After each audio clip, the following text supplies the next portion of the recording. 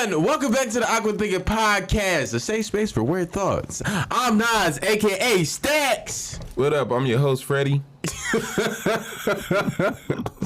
we are the Awkward Thinkers. Let's get it. Let's get it. And if you are watching, please like, comment, and subscribe. And if you're listening on Apple Music, give us 5 stars, you know. And Spotify, give us some streams. All right, ladies and gentlemen, it's time to get awkward. Well, this is a little bit awkward. How? I ain't heard this in a while. Man, I know. We haven't been playing it in a minute. Sheesh.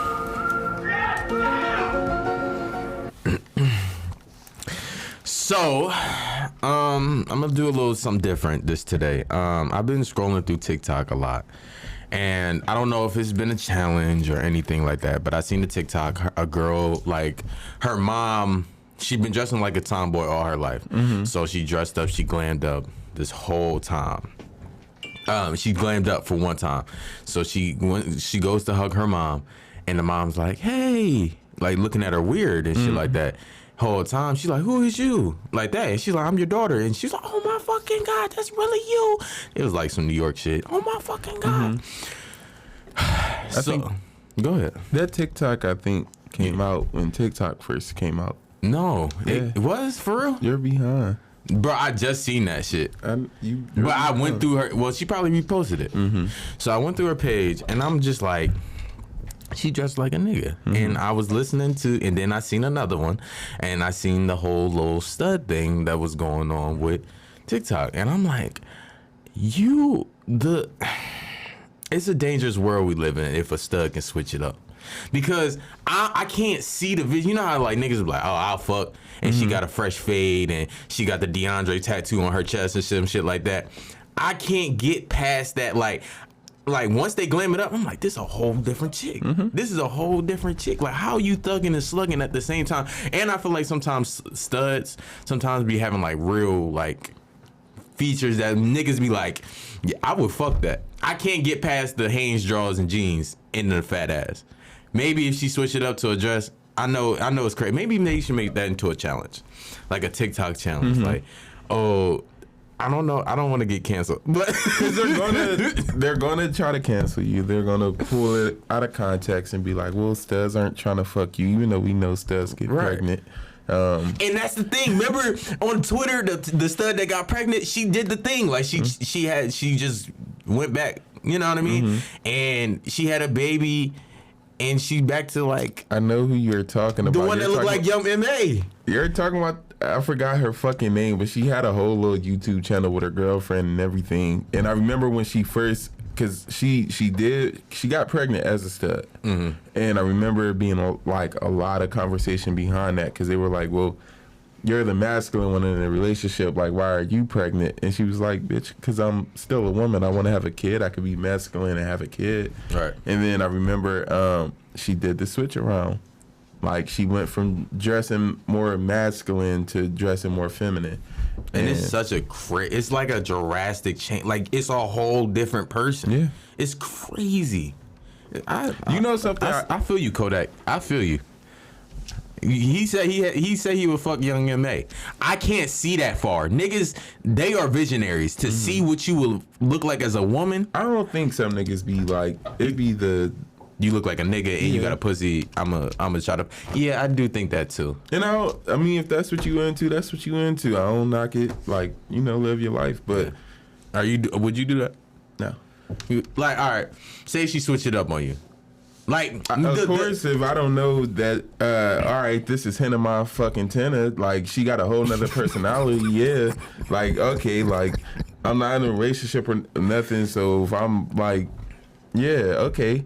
You approach me as a very feminine woman, or you're dressed very feminine, so that's all I know you as. But when you go home, you switch it up and now you someone else. See, my thing is, I've been seeing also on TikTok that porn star, Daphne or whatever her case is, she be like, gee, I'm a whole ass female, G. Like, she got the whole do-rag on. She look good as fuck. Like, she on Pornhub and she got like this little scene where she is dressed like kind of like, I don't want to say I don't want to say stud. I don't know all the mannerisms, so I won't say. I'm from the hood. I only know 2 words. So. Yeah, so she has this thing, and she's like, gee, like, look, I'm a whole ass female. Like, you treat me like one of the guys. I would fuck her though. Like, you gotta look at her and you be like, she got the little shave, little Caesar cut. You feel me? But girls can do that one. They can. You feel me? You know, Jada Pinkett Smith had that. You don't remember she had that? In Scream? No. She had the short little... Oh, yeah, but that wasn't nothing too crazy, though. I remember my uncle dated this girl. She had, like, a very low haircut. Her shit was damn near bald. But it looked nice. I don't think having a shaved head makes you look more masculine. Well, depending on your head shape. And the tattoos. Yeah. And, depending on the placing of the tattoos, like, we just got to be realistic. Some shit makes you look like a nigga. Yeah. Like, and maybe...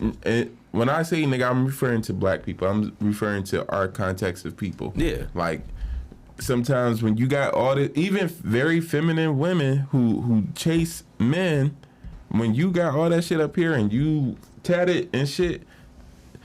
I don't know. Sometimes that shit be looking sexy, though. It don't. It depends on the right chick, bro.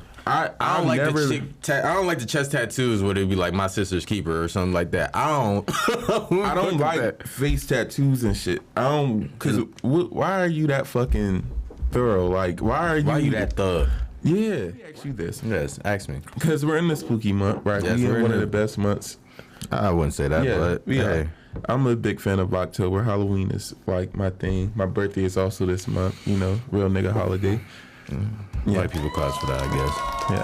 Thank you. More like 30s, turning 30, y'all. I'm not, bitch. Stop playing with me.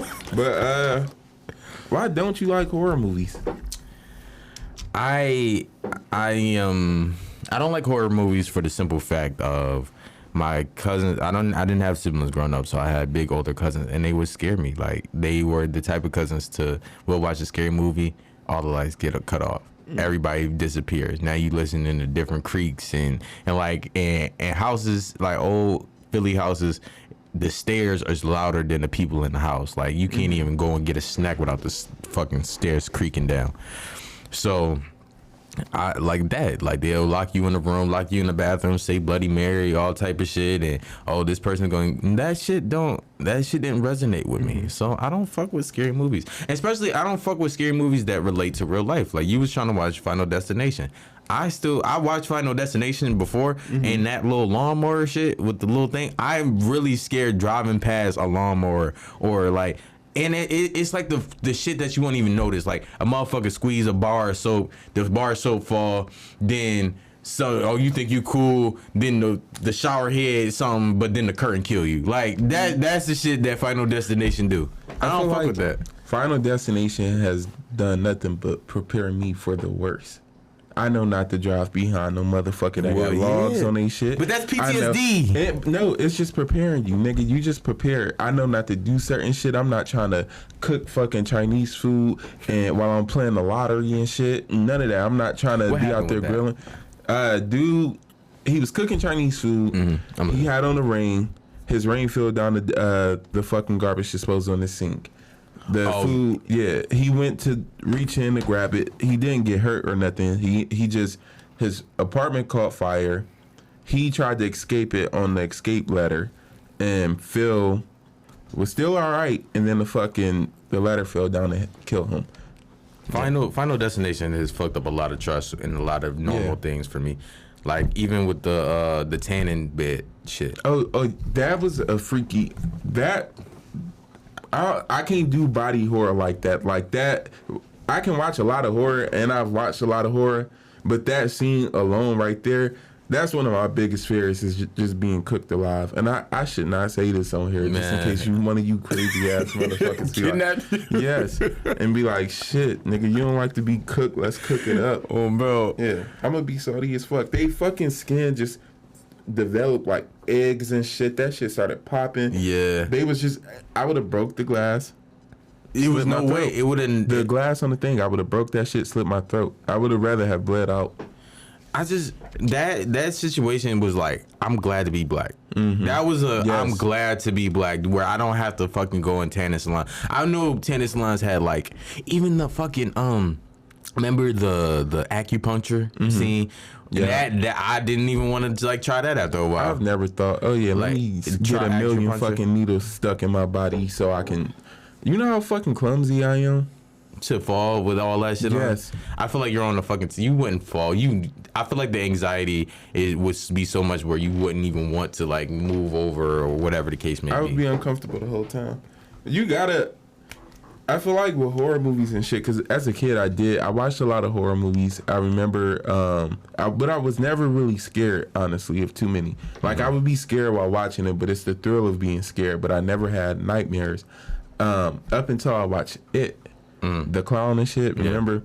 And I'm talking about the original version of it. That shit was scary. Like that clown, and then that nigga turned into a spider too. That shit was scary. And I remember my godmother. I love my godmother, but she would do like evil shit. And it wouldn't be evil because it would just be irresponsible. Let me put a pin on that for 1 second. Keep that thought. I just want y'all to know, Vince talks a lot about this black power shit, this big, I'm black, fuck white people. He has such this attitude towards white people, I really want you to let the people know what race is your godmother. My godmother. Listen, okay, go ahead, please. My godmother, she's a white woman, but she's a very great woman. Like that's like a second mother to me. Wow. Yeah. So listen. One thing I would say, not all white people are bad, but white people, y'all be some motherfuckers, and I'm not gonna. But then he goes and says this fixation white people have with little black kids. And they do, but she never had that fixation. She was never one of them people where it was about me being black. My godmother it was never about me being black. It was about me being a kid that she loved. Okay. It was, and that's the difference. I've been around white people who are very genuine within themselves, and they will be great people. They can be great people, but she never made it about her being white, and she never made it about me being black. And growing up, because I would be with her a lot, like that was like my second mom. I would spend summers with her in West Virginia. I would spend fucking a couple months at her house during the regular, not even school year. This is before I started school. But I would be at her house for months on end, kicking it with her, watching shit with her. And I enjoyed that time. I'm never going to be like, no. She was a great person, and she is a great person. I love her like shit. But not all white people can say that, and that's sad for y'all. That's not sad for me. That's not my issue. But go ahead, continue what you were saying. And then let me also just say this, because it's been a lot of times. Like I remember we were in Charleston, West Virginia, and we were going into the hospital. And this white woman ran up to me and her, like we were both walking into the hospital. And she was like, oh my God, I just love it when we are doing for them and we're this and that. Saying shit like that. She was like, it's such a, blessing that you adopted him and this and that. And my godmother was like, adopted him. She was like, this is my son, what you talking about? Like, and then she went on to check her, like, bitch, mind your business. Lady in my godmother's apartment complex, she was like, I was there for a while. I was at her house for a summer. And then I guess she didn't see me for a few days. And she asked my godmother, like, oh, is your slave gone? And my godmother flipped on her for that shit. She was like that. And the woman was like, oh, she was like 60. I used to go help the woman out, everything. My godmother told her, like, you saying shit like that, that's not funny to me at all. I don't play racist. That's not no, like, ha shit to me. She told me about it. She said, do not interact with her no more. And the woman ended up dying that summer. Yeah. So it's like, nigga, my godmother thorough. That's one thing I know. My godmother, she ain't one of those. But I just wanted the people to know, because you do have this such anger. It's not anger. It's frustration. It's a lot of frustration. Okay. I mean, don't get me wrong, it do be anger there, but it's more so like, I know how white people are. I know how a lot of y'all are. Too many of y'all, I will say. And y'all get away with that shit. I don't be for that. Okay. But yeah. Continue what you was saying though. My godmother, I remember like the first time I ever watched it. Like I remember the shit she used to do. She would do like just crazy wild shit. Like, oh, it's a clown up under the bed. And I vividly remember seeing a clown up under the bed, like the couch bed one time. Like I remember it as a kid. But she had spirits and shit in her house. I will say that too. She did. We saw a lot of wild shit. But she would push me up under the bed. She would hide me, put me in a closet, like lock me in there, and be like, "Oh, such and such is in there." I hated doing laundry with her because she would wait until night to do laundry. The laundry was in the basement. We would go down to the fucking basement, and my bike was down there. She had, like, again, I was like her kid. She had everything for me, a separate room, everything when I came over. Toys, everything. So my bike was downstairs, and I remember I would ride in between the water, like the water heater and the fucking furnace was together. And I would, I'm trying to fix this fucking hat and these headphones. The water heater and the furnace was right there in the middle of in the basement, and I would ride my bike around it. And going around the water, like when you on the other side, it's a little darker on that side, and I can't see her, so I would always rush past that side and go slower around coming around. Does that make sense? So like this is the water heater, and I'm going around in a circle, and I would get over to the side where I can't see her, and the next thing I know, she would be at the top of them fucking stairs, and the light would be off. And I would be down there panicking, like, and she would be like, "Oh, such and such is down there." I had something similar like that. But go ahead. The thing that I realized too is like it wasn't that she was like trying to be mean and shit. She was just young and dumb.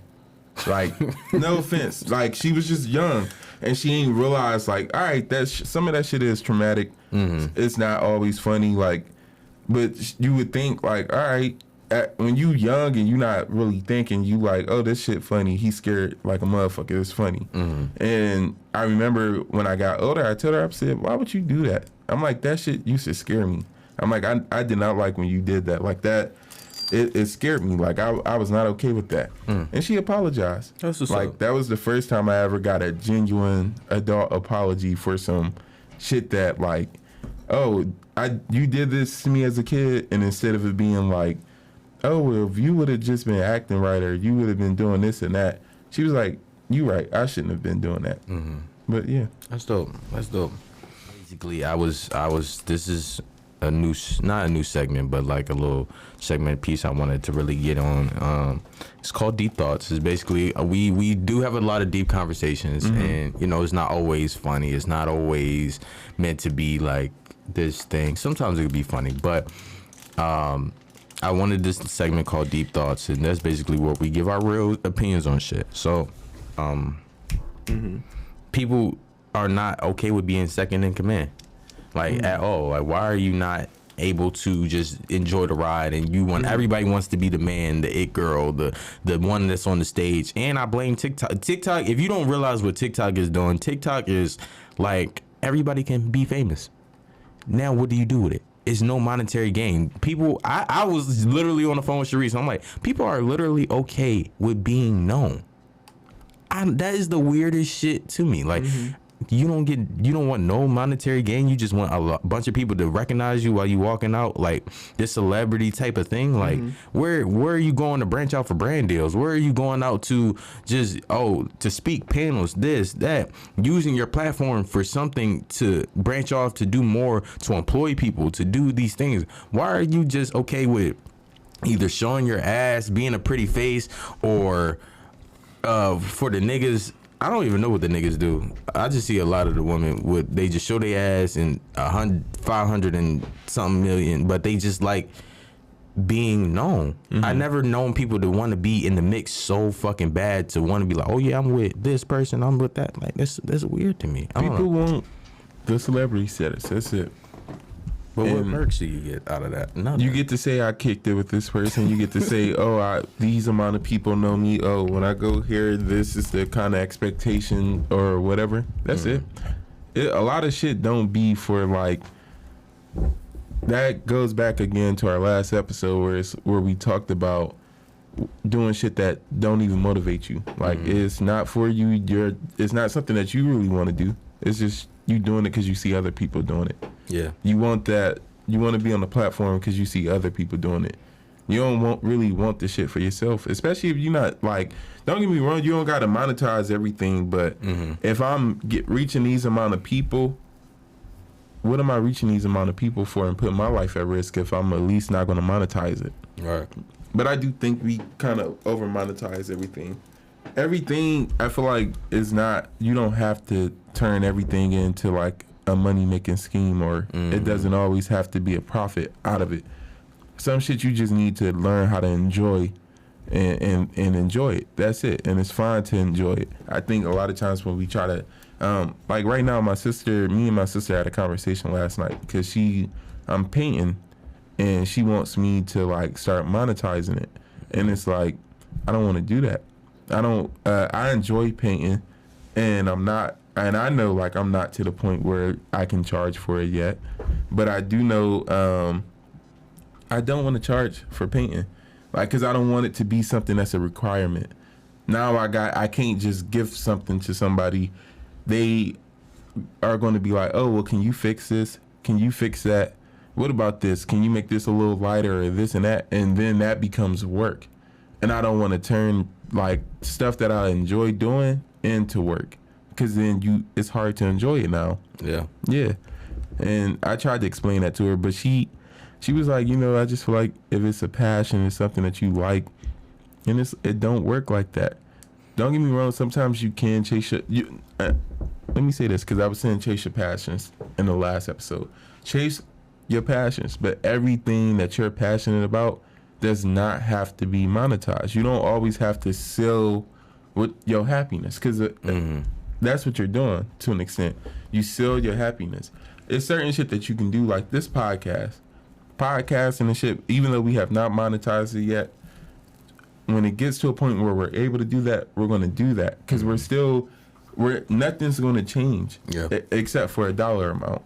Everything else it's still going to be the same shit. We're not going to be expected to be like, all right, we got to talk about this or we got to talk about that next episode, because this is what the people out there want, or not as far as the audience, but the people paying us. It don't work like that. But when I start painting and shit and I start trying to charge for it, they're going to be like, all right, I want this specific image and I want these specific colors. I want it like this and I want it like that. And now the painting lacks creativity, because now it's not even my image. It's someone else's. Now it's not. It's work. I was having a conversation with one of the homies, and they was talking about because we was talking about how people don't acknowledge the brand deals and stuff like that, and he was mainly telling me that he was like, 10,000, if a company offer you right now 10,000, you shouldn't even want to take that. I said, nigga, if a company offered me 10,000 right now, I ain't taking that, because at the end of the day, that is in my eyes, not even saying what I'm worth, because I feel like I'm worth more than $10,000, but $10,000 as a lump sum for something that I've worked hard, that's more than anything. You feel me? That's split down the middle. That's 5K, me and you. That's a lot in a lump sum. I'm not saying that. And for whatever they probably, for a month, 10K is a lot for a month. It is. You feel me? So you need, and he was telling me you need, and like a lot of influences, and it's no knock to him, because I know he was saying it out of a good place and out of what he sees my potential to be. But a lot of the times, a lot of things, don't try to let people influence you on what your worth is. If you may say this painting is $10, that might be $10 worth for you. Yeah. Don't try to just be like, if somebody says, oh, you should be charging $150 for this type of painting. Right now I'm charging $10. You know why? Because this is what I feel like. And when my work gets to $150, that's what I will charge. Like even with Demetrius Harmon and Do You Matter hoodies, they up there now. You feel me? But at the time they weren't really that pricey. At the time, I'm giving you hoodies. This is something I like to do, and I'll gradually build. Once I build my audience, I will build my worth to where I feel like this is what I can bring. I'm more than just that one season of hoodies that was $40, $50. You feel me? So I feel like a lot of times there's a lot of misconceptions when it comes to worth and self-worth and stuff like that, especially putting a dollar amount to what your dreams and what your goals is and shit like that. So yeah, I think something that we gotta also realize is a lot of times when we starting off at a shitty level. Like, ooh, shit. You're having fucking headphone malfunctions. For real. But yeah, a lot of times when you start off, you starting off at shit. Like the shit, your creativity, don't get me wrong, can never be like measured. But you know, as a creative, when I first started doing this, even though I was just as happy, the way that it looks now compared to then is completely different. That's what everything is with me and painting, me and cooking. The way because I've been able to give time to it and focus on it, and then learn from where I was at when I first started. I've been able to do it. I've been able to get better at it.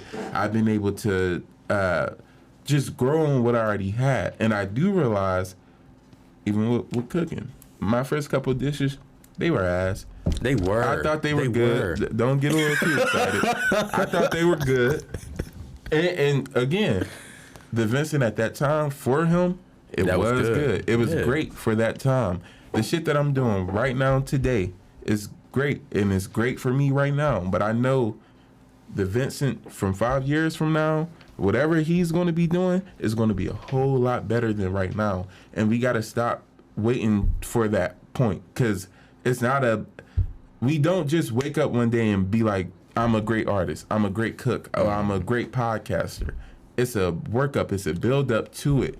And you have to give everything that time. Because again, and I saw this on Twitter, I think, and it was some girl, she was explaining it.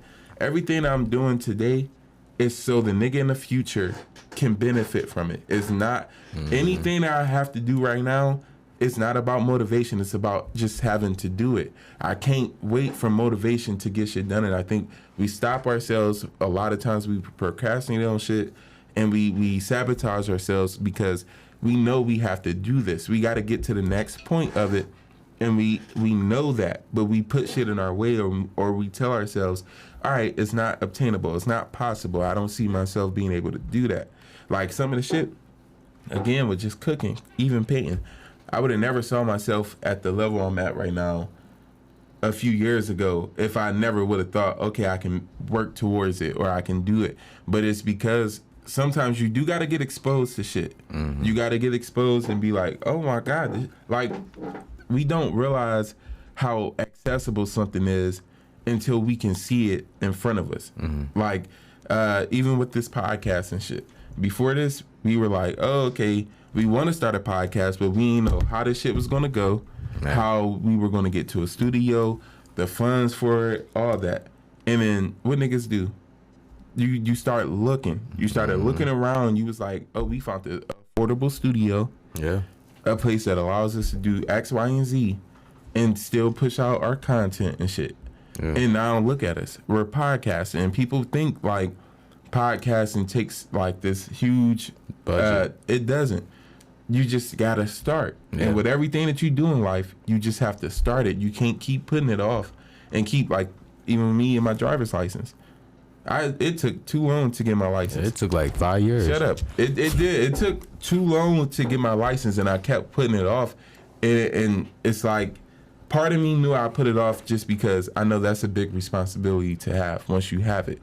And it's also something that's necessary. I feel like it's necessary for that next chapter. Mm-hmm. And I feel like when we, like, no, it's a license. It's a driver's license. But it is a milestone.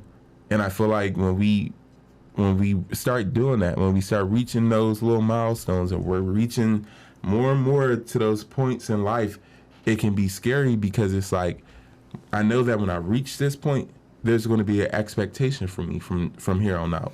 And another thing, like, I was listening to piggy. I have a lot of piggybacks from what you said.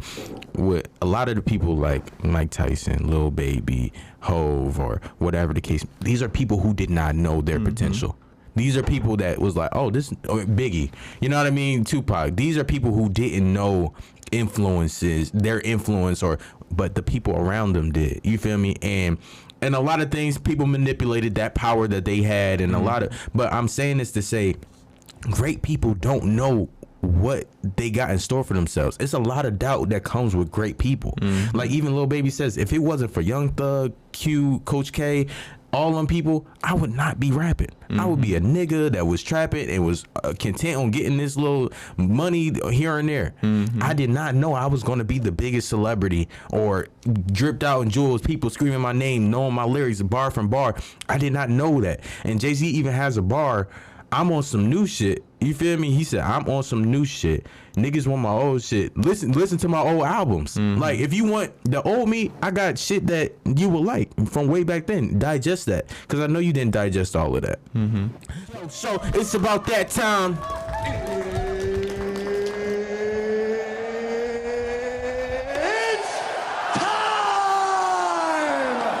It's about that time where we leave you with a positive message to get through the week.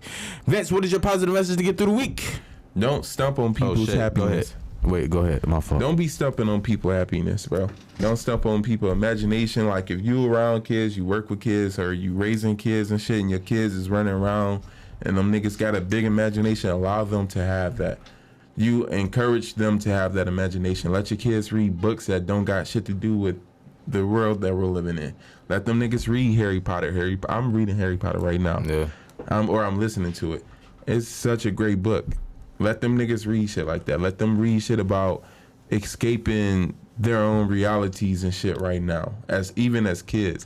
And then even you as the adult, if you're grown and shit and you watching this, find something that makes you happy.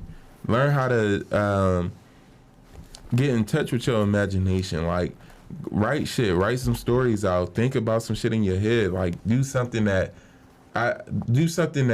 inspires your imagination. Like, instead of you just being miserable and shit. Like, I don't know, explore some shit, bro. My positive message is it's a little story attached. I'm gonna make it short.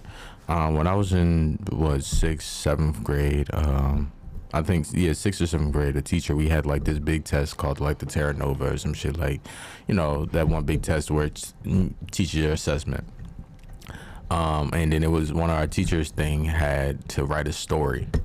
It didn't really give too many guidelines on the story, so I made it about just the Avengers. I made me and the Avengers save the world. It was a nice little plot and things of that nature. My teacher reads it and read it out loud. And the embarrassment I had, because she was like, why would you do something like this? Why? This is not what we wanted as a story. This is nothing. You feel me? So then it felt like, and then the class was a burst of laughter. So now I felt small and never wanted to think that way or anything in that. And versus, you know, I'm a kid, so.